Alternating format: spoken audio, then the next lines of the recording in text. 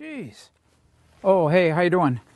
As you can see, I've got a lot of logs I've got to split, and I'm trying to figure out what might be the best method, and it may be helpful to you when you get ready to split some logs. So let's talk about the three options that I've got today. The first one, of course, is just a standard splitting maul. This is kind of like a sledgehammer, weighs about 6 to 8 pounds, and it has a face on it like an axe, but it widens out very quickly so that as you drive the maul down into the wood, it splits it. There's pros and cons when you're deciding to work with a splitting maul like this. The big pro is that, number one, it's portable and it's inexpensive. I mean, you can throw this bad boy in the back of your car, your pickup truck. But here are the cons. Number one, it requires a tremendous amount of physical labor to split a tremendous amount of wood. The other problem is that if you're working with big logs, sometimes the maul just won't do the job, and if you have any knots in those pieces of wood, you might as well forget about it. You're going to need a different tool.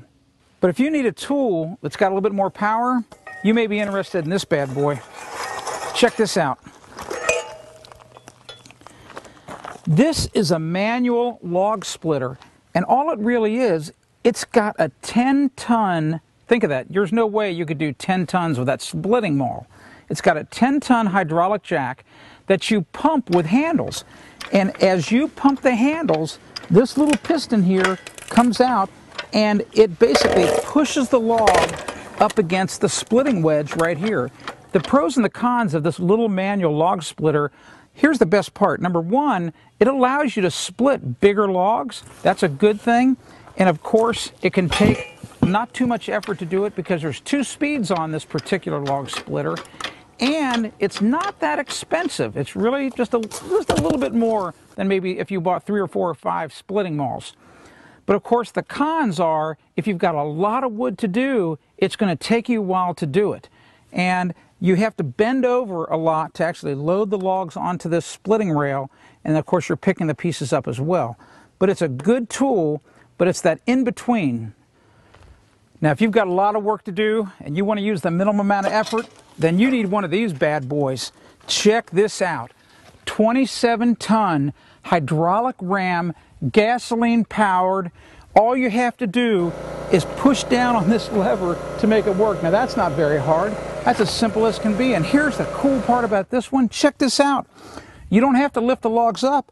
You just roll it over into position, and this ram comes straight down and splits the log in two. The pros and cons of using a gas-powered hydraulic log splitter like this should be really obvious.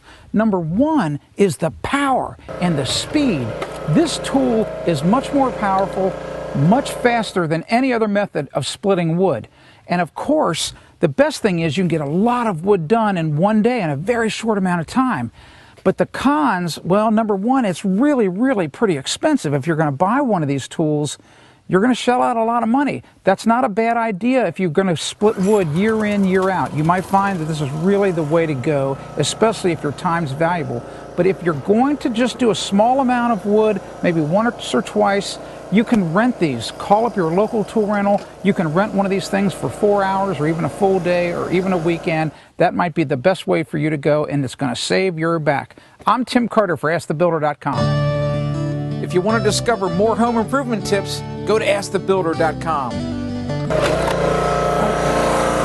Oh, wait a minute. I forgot to tell you something.